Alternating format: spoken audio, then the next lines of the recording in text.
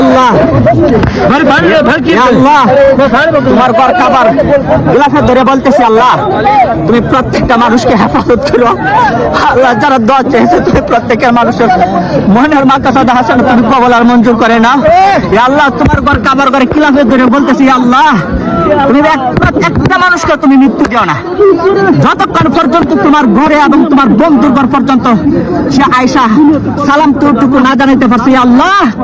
তুমি আমার দেশের প্রতি তুমি আল্লাহ তুমি আমার দেশের উপর আল্লাহ তুমি রহমত নাযিল করো আল্লাহ। আপনি গাফফার আপনার কাবা ঘরের দরিয়া আল্লাহ গিলাফে দরিয়া বলতেছি আল্লাহ আল্লাহ আমি জানি আল্লাহ তবে আমার বিশ্বাস এইখানে আল্লাহ একজন ব্যক্তি আসছে তার হজ কবুল করবে আল্লাহ। সেই হাজী সাহেবের উসিলা করি আল্লাহ তুমি আমাদের প্রত্যেককে তুমি আল্লাহ আমাদেরকে মাফ করে দাও ইয়া আল্লাহ। যাদের আব্বা আম্মা নাই তুমি তাদের আব্বা আম্মাকে তুমি আল্লাহ মাফ করে দাও ইয়া আল্লাহ। ইয়া আল্লাহ যারা অসুস্থতা আছেন আল্লাহ তাদেরকে সুস্থতা দান করেন ইয়া আল্লাহ। যাদের সন্তান নাই আল্লাহ আপনি তাদেরকে সন্তান দিয়ে দেন ইয়া আল্লাহ।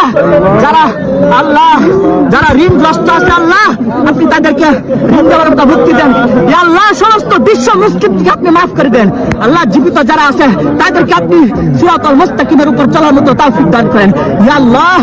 আল্লাহ ইয়া আল্লাহ যারা অসুস্থ অবস্থায় আছে আল্লাহ আপনি তাদেরকে সুস্থতা দান করেন ইয়া আল্লাহ। আমি গুনাহগার আমি জানি আমি আপনার যুক্ত আপনি আপনার উপযুক্ত নাই কিন্তু এখানে হাজারো হাজারো হাজী সাহেব আছে আপনার উপযুক্ত আল্লাহ।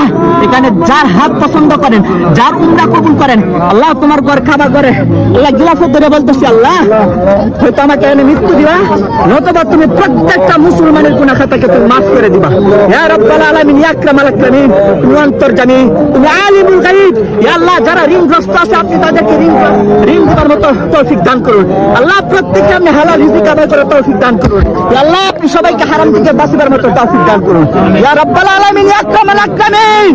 আমরা গুনাহগার আল্লাহ আপনি গাফফার আপনি আমাদেরকে মাফ না করলে কে মাফ করবে আমাদেরকে কে মাফ করবে আমাদের কে আছে মাফ করা আমাদের তো কেউ নাই আল্লাহ।